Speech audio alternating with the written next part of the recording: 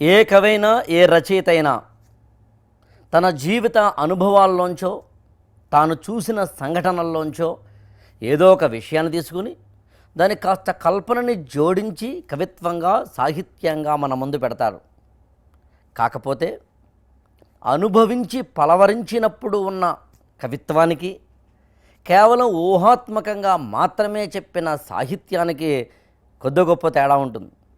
అలా తెలుగులో ఒక కవి దళిత కులంలో పుట్టి దళిత వేదనని అనుభవించి సామాజికంగా వివక్షకు గురై అందులోంచి తన జీవితాన్ని తన కవిత్వాన్ని శాశ్వత సత్యాలను చెప్పే దిశగా మానవత్వాన్ని చెప్పే దిశగా నడిపించిన ఒక సాహిత్యపు విలువలతోటి కూడిన ఒక అద్భుతమైన రచనలు చేయడం జరిగింది. ఆ కవి ఎవరు, ఆయన రచించిన కావ్యం ఏమిటి లాంటి విశేషాలు తెలుసుకుందాం ఇవాల్టి ఫేస్ ద బుక్లో.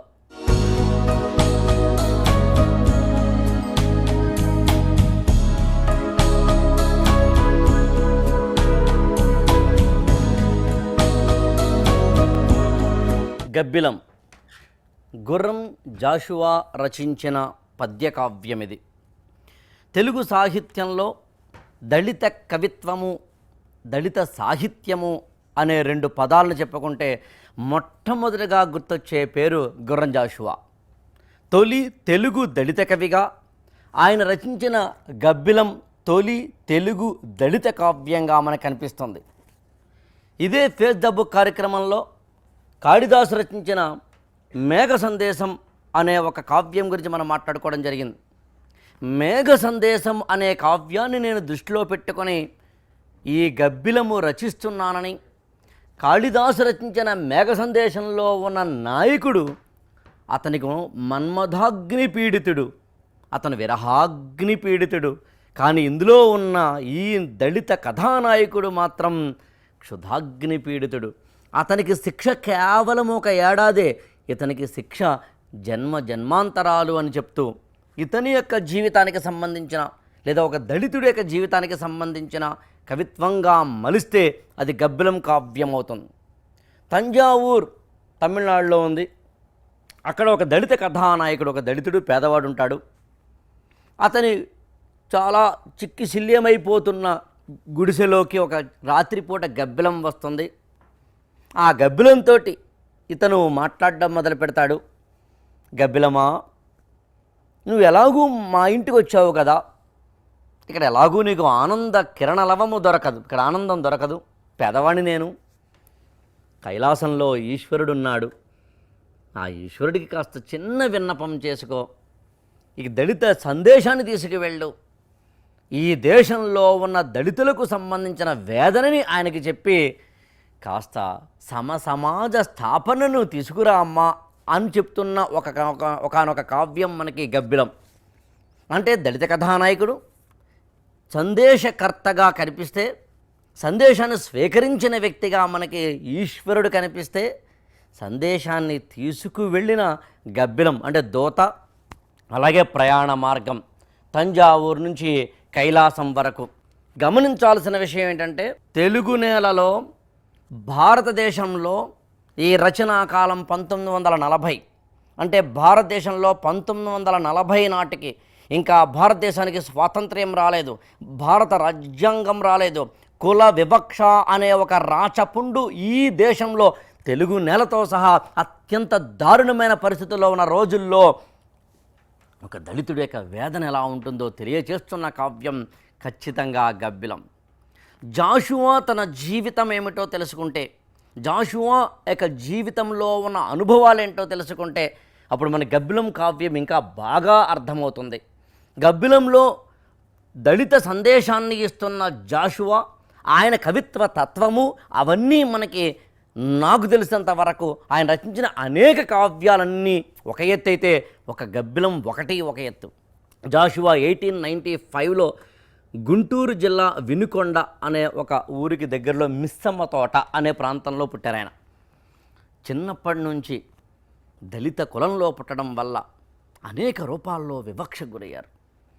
చిన్నప్పుడు ఏదైనా పద్యాలు రాద్దామంటే ఊర్లో ఉన్న పూజారులు పద్యాలు రాయొద్దన్న సందర్భాలు, నాటకాలు చూడడానికి లేదు, గుడికి బడికి మడికి అన్నింటికీ దూరంగా ఉండాల్సిన పరిస్థితి. ఏదైనా ఒక సభకో లేదా ఒక చిన్న స్కూళ్ళలో జరిగే ఫంక్షన్స్ లాంటి వాటికో వెళ్ళి తాను ఏదైనా చెప్పాలంటే చెప్పలేని పరిస్థితి. అవన్నీ నిజానికి జాషువా తన ఆత్మకథ నా కథ అనే దాంట్లో చెప్పడం జరిగింది.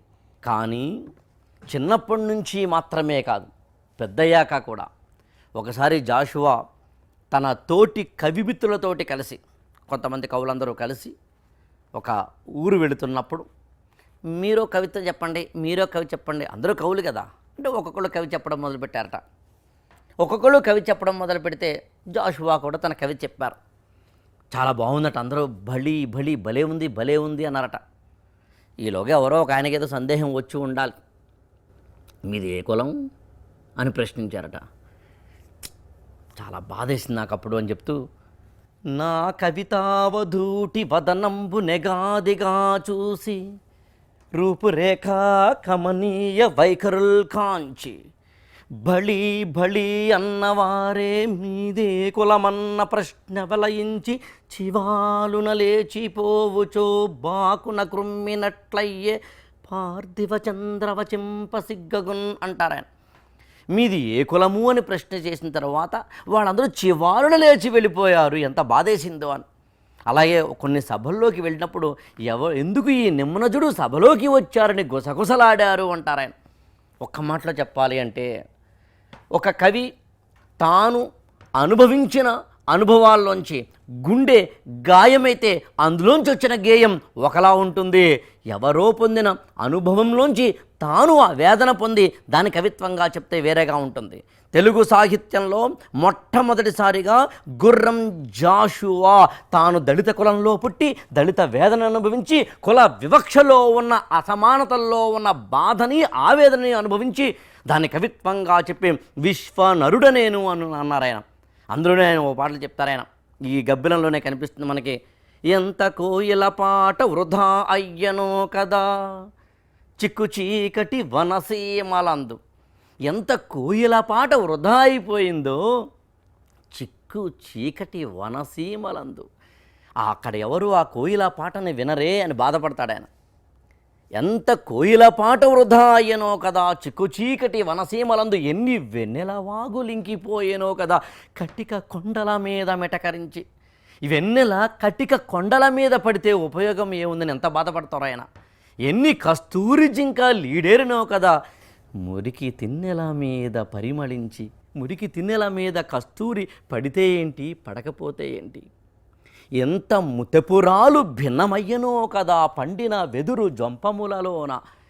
ఒక ముత్యపు చిప్పిలా చిప్పిల్లితే అందులోంచి ముత్యాలు కొన్ని రాలితే కొన్ని ఒడ్డున పడతాయి, కొన్ని ఎక్కడో వెదురు జొంపాల్లో పడిపోతాయి. ఒడ్డున పడ్డ ముత్యాలనేమో ఎవరైనా తీసుకుంటారు, కానీ అక్కడో పడిపోయిన దాన్ని ఎవరూ పట్టించుకోరు కదా.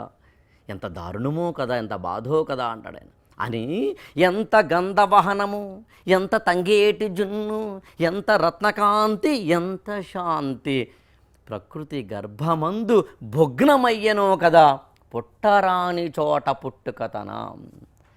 ఎక్కడైతే ప్రతిభ ఉందో ఆ ప్రతిభకు విలువ గుర్తింపు వచ్చే ఒకానొక సాంఘిక పరిస్థితి లేనప్పుడు ఎంత బాధపడాల్సి వస్తుంది, ఎంత వేదన పడాల్సి వస్తుంది, ఎంత విధంగా పోరాడాల్సి వస్తుంది అంటారాయన. అందుకని జాషువా నాకు 2 గురువులు. ఒక గురువు పేదరికం, మరొక గురువు కుల వివక్ష. పేదరికం నాకు సహనాన్ని నేర్పింది, కుల వివక్ష నాకు పోరాట పటిమను నేర్పింది. అందులోంచి నేను ఒక కత్తి తెచ్చుకున్నాను. నా కత్తి ఏదో కాదు, నా కవిత్వమే. కానీ నాకు నా కవిత్వానికి, నా కత్తికి సంఘం మీద విద్వేషం లేదు, సంఘంలో ఉన్న విధానాల మీద అంటారాయన. అందుకనే నా జీవితమేమో వడకాడ్పు, నా కవిత్వము వెన్నెలా అంటారాయన. ఒక్క మాటలో చెప్పాలి అంటే చిన్ననాటి నుంచి అనేక వేదనలు, అనేక దళిత కులంలో పుట్టినందుకు గాను పొందిన అనేకమైన కుల వివక్ష తాలూకు ఆవేదనలు పొందిన జాషువా విచిత్రం ఏంటంటే వాటన్నిటినీ ఎదుర్కొని సాహసించి పోరాడి మానవత్వపు విలువలన్నింటినీ మూటకట్టుకుని ముందుకు వెళితే అదే జాషువాకి ఆ తర్వాత దాదాపు 1000 సన్మానాలు ఆయన జీవితంలో అందుకోవడం జరిగింది. కళా ప్రపూర్ణ లాంటి బిరుదులు ఆయనకు రావడం జరిగింది. పద్మవిభూషణ్ దక్కడం జరిగింది. అన్నిటికన్నా మించి కేంద్ర సాహిత్య అకాడమీ అవార్డు కూడా ఆయన పొందుకోవడం జరిగింది. అన్నిటికన్నా మించి ఎక్కడైతే ఏ వినుకొండ లేదా గుంటూరు లేదా ఏ తెలుగు నేలలో అయితే ఆయన వివక్షకు గురయ్యారో, అవమానాలకు గురయ్యారో, అదే చోట గజారోహణ సత్కారము, కనకాభిషేక సత్కారము, గండపేండేరం తొలగించుకోవడము, అన్నిటికన్నా మించి నగర వీధుల్లో పల్లకి ఊరేగింపుల్లో వెళ్ళడం జరిగింది. ఒక్క మాటలో చెప్పాలి అంటే గుర్రం జాషువా సాహిత్యము అంటే అది ఒక మానవత్వపు విలువల్ని మనకి అందివ్వడం. గుర్రం జాషువా జీవితము అంటే ఒక జీవన వికాసం తాలూకు, ఒక సాహసం తాలూకు, అన్నిటికన్నా మించి ఒక అద్భుతమైన అత్యంత సాధారణ కుటుంబం నుంచి అత్యంత ఉన్నతమైన స్థితిలోకి వెళ్ళే ఒకానొక పరిస్థితిని చూపించడము, అది గుర్రం జాషువా. అలాంటి గుర్రం జాషువా రచించిన గబ్బిలంలో ఏముంది తెలుసుకునే ప్రయత్నం చేద్దాం. అంతకన్నా ముందొక చిన్న బ్రేక్ తీసుకుందాం.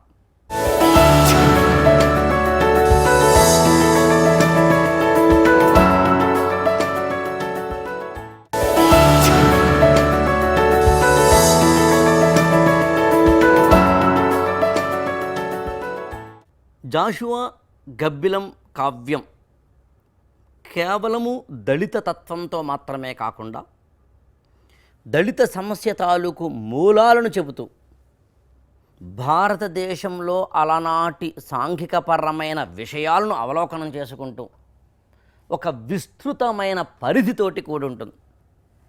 అంబేద్కరిజం ప్రభావం ఉంటుంది, గాంధీయిజం ప్రభావం ఉంటుంది, ఆయన జీవితానుభవం ఎట్లాగూ ఉంటుంది. దానికి తోడు 1940లో జాషువా గబ్బిలం రచించారు అంటే అర్థం అప్పటికి భారతదేశంలో స్వాతంత్ర ఉద్యమం చాలా ఉధృతంగా ఉన్న రోజులు. 1947లో మనకి స్వాతంత్ర్యం వచ్చింది. 1940 అంటే చాలా ఉధృతంగా ఉన్న రోజులు. కాబట్టి జాషువా మీద లేదా గబ్బిలం కావ్యం మీద ఖచ్చితంగా జాతీయోద్యమ ప్రభావం కూడా ఉంటుంది. కానీ విశేషం ఏమిటంటే జాషువా గబ్బిలంలో మార్క్సిస్టు ప్రభావం కూడా ఉంటుంది, కాబట్టి పరోక్షంగా ఉంటుంది. భారతదేశంలో లేదా తెలుగు నేలలో దళిత తత్వాన్ని అర్థం చేసుకోవాలి అంటే అంబేద్కర్ యొక్క స్ఫూర్తిని అర్థం చేసుకోవాలి. అత్యంత సాధారణ కుటుంబంలో పుట్టి దళిత వేదన అనుభవించి సామాజిక వివక్షకు గురై ఈ దేశ రాజ్యాంగ నిర్మాతగా ఎదగడము అనేది ఖచ్చితంగా అంబేద్కర్ జీవితం ఒక అసామాన్యమైన ప్రస్థానం. జాషువా గబ్బిలం కావ్యంలో కొన్ని సందర్భాలలో ఆలయమున నీవు వేలాడు వేళ, ఓ గబ్బిలమా, నువ్వు ఈశ్వరుడి దగ్గరికి వెళతావు కదా కైలాసంలో, నువ్వు తలకిందులుగా ఉంటావు కదా, అప్పుడు నువ్వు ఆలయమున నీవు వేలాడు వేళ శివుని చెవి కొంత చేరువగా నుండు. శివుడి యొక్క చెవి నీకు దగ్గరగా ఉంటుంది కదా. విన్నవింపుమునాదు జీవిత చరిత్ర, నా వేదన నా జీవిత చరిత్ర కాస్త చెప్పమ్మా అని మాత్రమే జాషువా అనరు. ఏమంటారంటే ఆ పూజారి లేని వేళ, పూజారి లేని వేళ కాస్త చెప్పమ్మా. అదేంటి పూజారి ఉంటే ఏం చేస్తాడా? ఆ పూజారులు విన్న నీకగున్ ప్రాయశ్చిత్తం. ఆ పూజారి కనుక విన్నాడనుకో నీకు ప్రాయశ్చిత్తం అవుతుంది. పైగా అసలు నువ్వు ముట్టుకుంటే 3 మూర్తులకు కూడా కూడు లేదు. నువ్వు కనుక అన్నప్రసాదాలు ముట్టుకుంటే దేవుడికి కూడా అన్నం పెట్టడమ్మా పూజారి.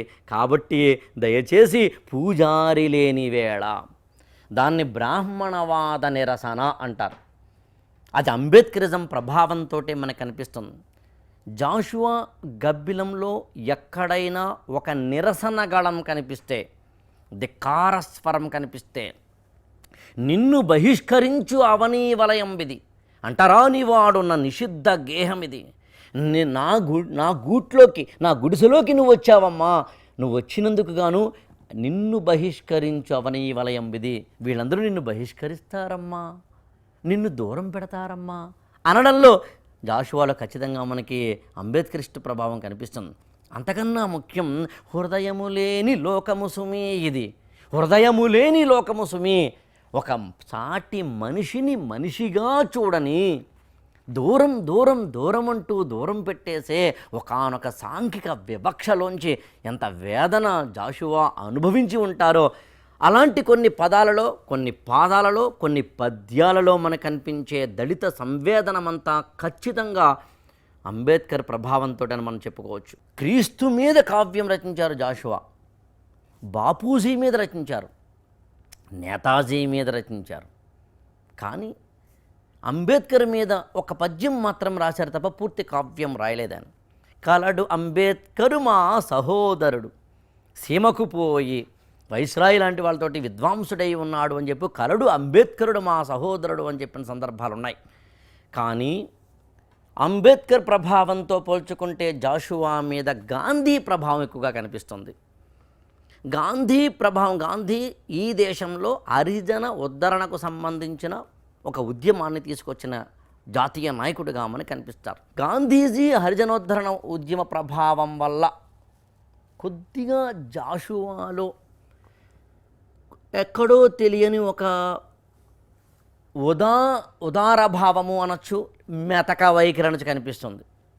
సంఘ సంస్కరణలో భాగంగా అగ్రవర్ణాల వారికి నిమ్న కులాల వారి యొక్క వేదన తెలియదు కాబట్టి నువ్వు బాధపడుతున్నావు, నువ్వు ఒక బాధపడుతున్నావని నాకు అర్థం కాలేదు, అర్థమైతే నేను నిన్ను బాధ పెట్టను అనే ఒకానొక ధోరణిని మనం అర్థం చేసుకుంటే అగ్రవర్ణాల వారి యొక్క మనసుల్లో వారికి భేదభావము లేకపోయినా తెలియక వారు సంఘంలో వివక్షకు కారణమవుతున్నారని చెప్పే ఒక ఉదారవాదం మనకి గాంధీయిజం వల్ల వస్తుంది, అంబేద్కరిజం వల్ల రాదు. అంబేద్కరిజము ఆ ప్రభావము ధిక్కార స్వరం కనిపిస్తుంది. కానీ జాషువాలో ఒక ఉదారవాదం కూడా కనిపిస్తుంది.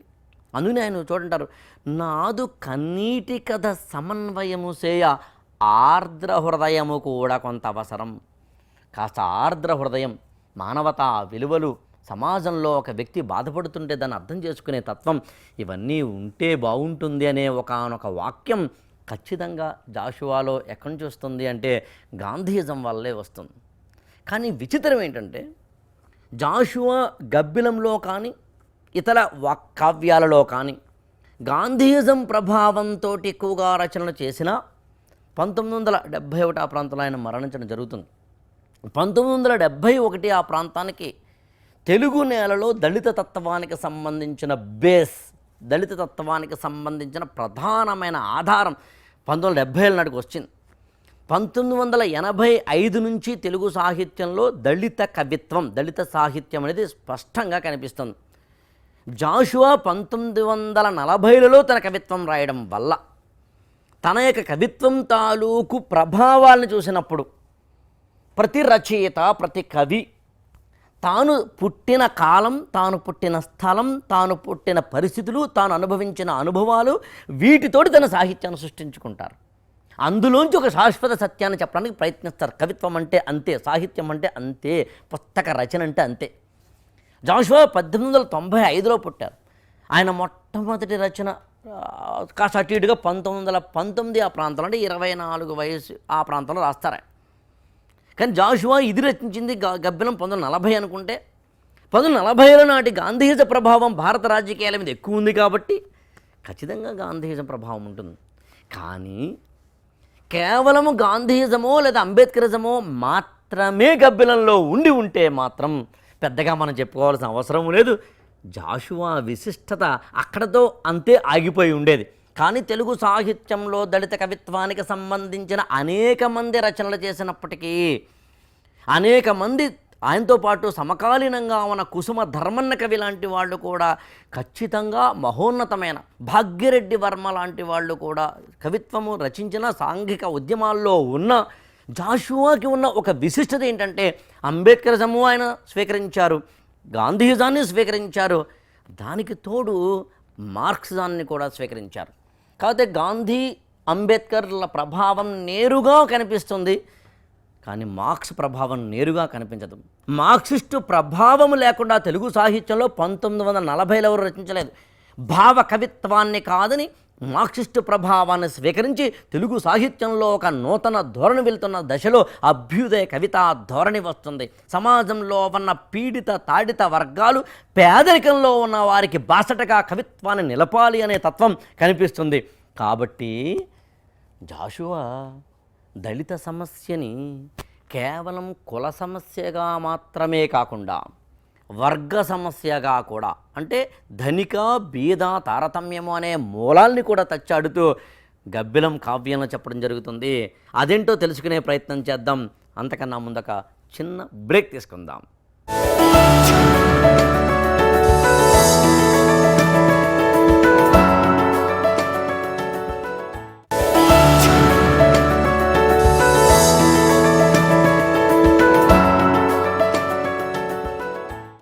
సమాజంలో దళితుల పట్ల వివక్ష కలిగి ఉండడం, అంటే అగ్రవర్ణాలు గొప్ప, నిమ్న కులాలు తక్కువ అనే ఒక భేదభావం. ధనికులు తాము గొప్ప, పేదవాడు తక్కువ అనే భేదభావం. అది వర్ణ వ్యవస్థ, ఇది వర్గ వ్యవస్థ. దళితులు కనుక ఆర్థికంగా అభివృద్ధి చెందితే, లేదు ఆర్థిక దోపిడీకి గురి కాకుండా ఉంటే, ఒక్క మాటలో చెప్పాలి అంటే పేదరికంలోంచి బయటపడితే దళిత సమస్యకు పరిష్కారం దొరుకుతుంది అని చెప్పిన తొలి కవి జాషువా. అందుకనే ఆయన కవిత్వంలో, అసలు గబ్బిలంలో మొట్టమొదటి పద్యంలో చిక్కిన కాసుచే తనివి చెందు నోరు లేని అమాయకుడు, తనకు ఎంత దక్కితే దళిత కథానాయకుడు అంతే తీసుకుని దాన్ని అదే చాలు అనుకుంటాడట. చిక్కిన కాసుచే తనివి చెందు నూరు లేని అమాయకుడు, ఎల్ల కష్టమల్ బొక్కెడు బువ్వతో తీర్చుకుని క్షుధ అనల దగ్ధమూర్తి, మొత్తం కష్టాలన్నింటినీ ఇంత బువ్వ తీసుకుని చాలులే అనుకుంటాడట. క్షుధ అనల దగ్ధమూర్తి, ఆకలి అనే మంటతోటి దగ్ధమైపోతున్నవాడు. కాబట్టి దళిత కథానాయకుడు పేదవాడు. ఇనుపగజ్జల తల్లి జీవనము సేయు అతనిక జీర్ణ కుటీరములో అంటాడు జాషువా. అతను ఒక పేదవాడు, ఆ పరమ గర్భదరిద్రుడు అంటాడు. అతను చాలా పేదరికంలో ఉన్నవాడు అంటారు. అంత మాత్రమే కాదు, స్వార్థమున నిన్ను కొరముట్టువలె గణింప కడుపు నిండిన భాగ్యవంతుణ్ణి కాను. కడుపు నిండిన భాగ్యవంతుడు ఏం చేస్తాడంటే నిన్ను స్వార్థం కోసం, ఒక పనిముట్టులాగా అవసరం కోసం వాడుకుంటాడు. నేను అలా వాడుకోనమ్మా అంటాడు. సమాజంలో ఉన్న దోపిడీని, సమాజంలో ఉన్న ఆర్థికపరమైన వివక్షల్ని పట్టి చూపి దాన్ని దళిత సమస్యకు అనుసంధానించి, ఈ దేశంలో దళితుల యొక్క వేదన వివక్ష పోవాలంటే, వారు ఆర్థికంగా అభివృద్ధి చెందితే ఆ తర్వాత వారి యొక్క జీవితం సమాజ స్థాపన వైపు వెళుతుంది అనే ఒక దార్శనికత జాషువాలో ఖచ్చితంగా కనిపిస్తుంది. అది కొంత అంబేద్కరిజంలోంచి కూడా వచ్చిందని మనం చెప్పుకోవచ్చు, కానీ ఎక్కువగా మాత్రం మార్క్సిజంలోంచి వచ్చింది. తెలుగు సాహిత్యంలో మొట్టమొదటిసారిగా దళితుల గురించి అనండి, నిమ్న కులాల గురించి అనండి, వారి వేదన గురించి అనండి, కవిత్వంలో చెప్పిన మొట్టమొదటి కవి తెలంగాణకి ఆదికవి అయిన పాల్కురికి సోమన్న. ఆయన బసవపురాణంలో కానీ, పండితారాధ్య చరిత్రలో కానీ స్వపచయ్య, కాటకోటడు లాంటి సమాజంలో ఉన్న నిమ్న వర్ణాల వారిని, అనేక వృత్తుల వారిని తన కథానాయకులుగా చేసుకోవడం జరుగుతుంది.